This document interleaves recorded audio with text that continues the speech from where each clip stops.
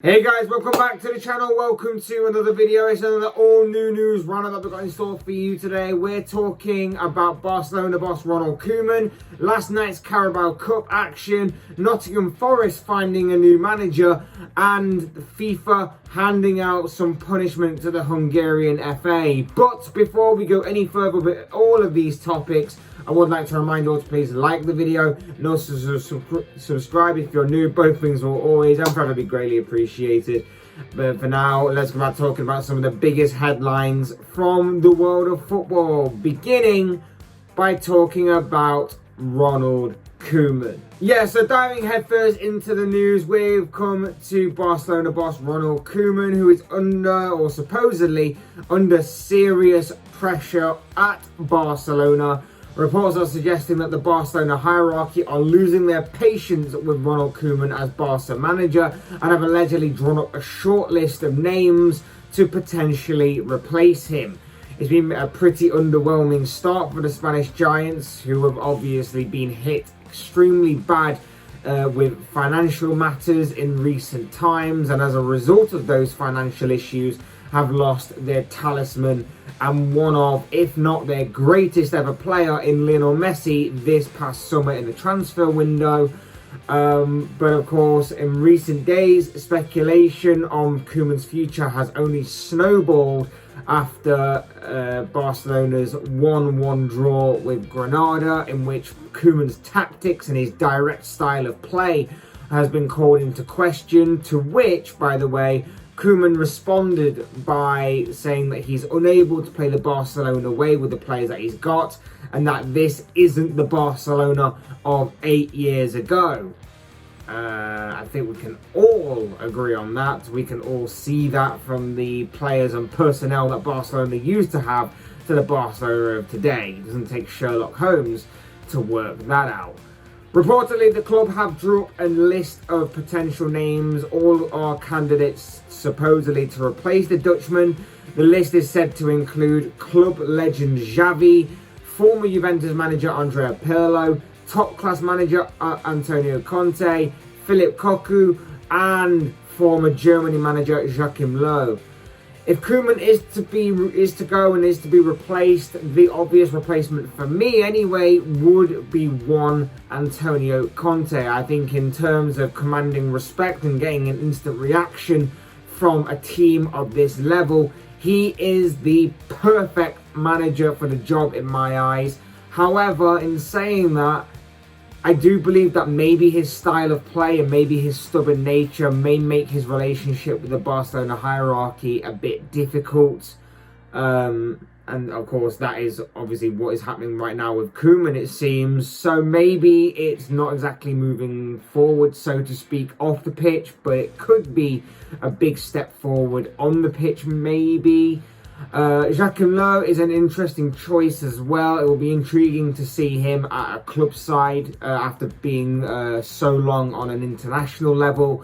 But with all the issues currently surrounding a club like Barcelona in and around the Spanish Giants, would it be a wise choice to throw yourself into the deep end like that with this kind of club?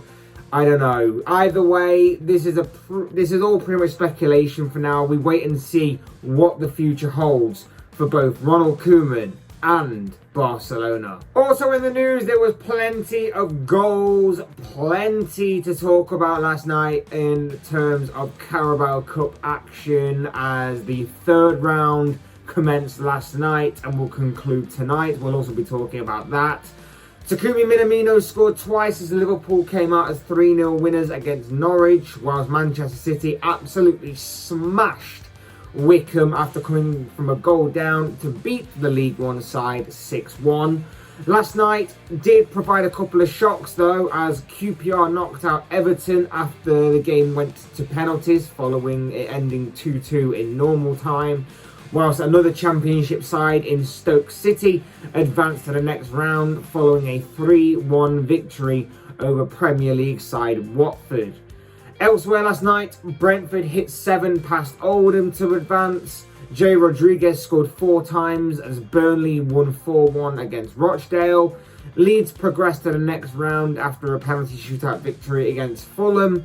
Preston beat Cheltenham 4-1. Southampton beat Sheffield United on penalties. And finally, Sunderland beat Wigan 2-0 to advance to the fourth round stage.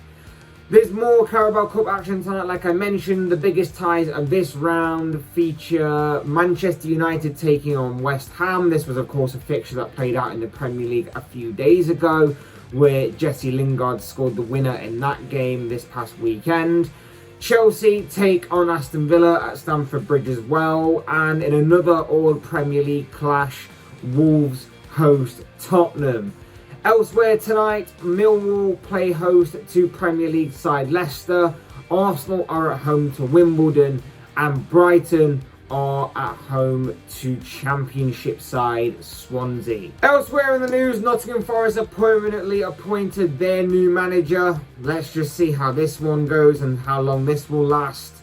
The new boss at the City Ground comes in the form of former Swansea manager Steve Cooper, who is, of course, the now successor to one Chris Hughton. Last week, of course, Hughton got the sack not even 24 hours after Forest's 2-0 loss to Middlesbrough last Wednesday, and of course taking into account the Championship side's overall poor start to the new Championship season, in which they at the time were rock bottom of the table, having only acquired 1 point from their opening 7 games. This past weekend, caretaker manager Stephen Reid stepped in to guide Forest to their first victory of the season as they beat Huddersfield 2-0 on Saturday. Yesterday, the announcement was made that Cooper will be taking charge of the club on a 2-year deal, and his appointment has seemingly been met with some cautious optimism, particularly from the Forest fans that I've seen on social media following, of course, the announcement that he was to be taking charge of the club, despite obviously knowing that Cooper does rather favour a more defensive style of approach to the game.